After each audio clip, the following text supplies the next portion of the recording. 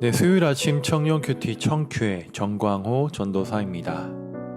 네, 다니엘서 7장부터는 그동안 왕이 꾸었던 꿈을 해석해주는 방법으로 말씀이 전개되는 간접 계시의 형태였다면, 이제는 하나님께서 다니엘에게 직접적으로 계시를 통하여 페르시아와 이스라엘 백성들에게 마지막 나라에 대한 종말에 관한 메시지를 예언하게 됩니다.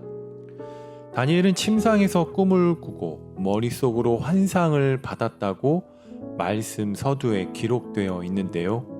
그는 바다에서 올라오는 4마리의 짐승, 환상과 환상 이후에 나타나는 인자의 환상을 이야기합니다.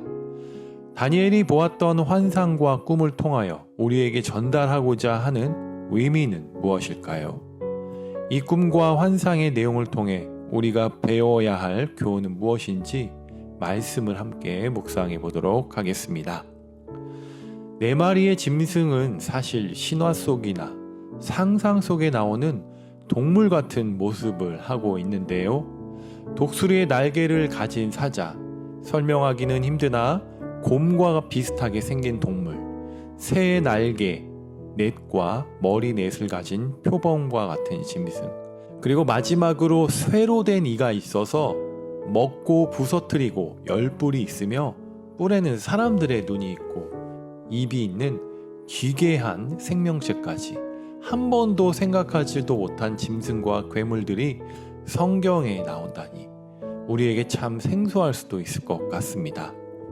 그냥 오늘 말씀의 결론부터 말하자면, 다니엘이 보았던 짐승의 환상들은 강대국들을 의미합니다. 바벨론도 페르시아도 그리스도 로마도 막강한 힘과 권력을 행하면서 사람들에게는 위협적이고 두려움의 대상이었지만, 하나님 앞에서는 한낱 짐승에 지나지 않음을 알려주는 것입니다.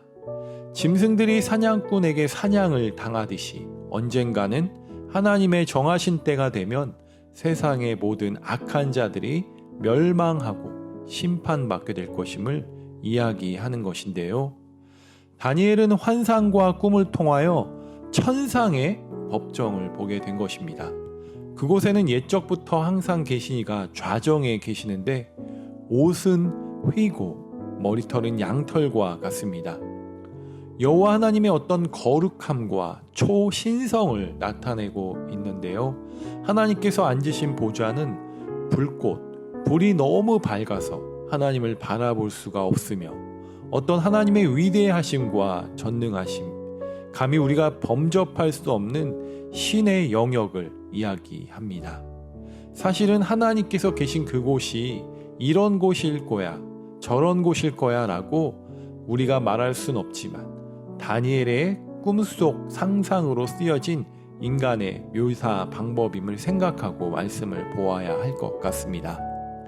하나님께서는 불로 악한 나라들과 세력들을 심판하실 것입니다. 하나님을 섬기고 있는 자들은 천천히고 그 앞에 서 있는 자들을 만만이라며 어떤 강력한 군대의 모습을 보여주고 있습니다. 천상의 법정에는 심판의 책이 펼쳐져 있는데, 하나님께서 이 4 짐승들을 심판하고 있는 법정의 모습을 다니엘은 보았던 것입니다. 결국 그들은 하나님의 심판을 받게 되고, 세상을 뒤흔들었던 그들은 하나님 앞에서는 아무것도 아닌 것을 보게 하십니다.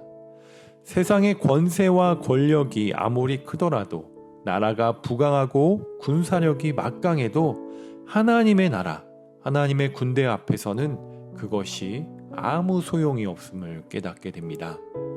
하나님께서는 영원한 권세와 능력으로 모든 자로부터 영광과 예배를 받으시고 영원한 나라를 통치하십니다.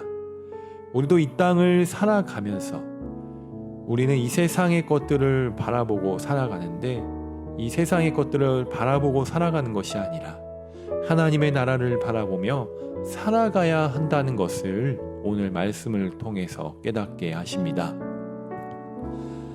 사랑하는 청년 여러분, 하나님께서 이 땅의 주인이시고 왕이심을 인정하고 살아가는 우리 모두 다 되기를 소망합니다.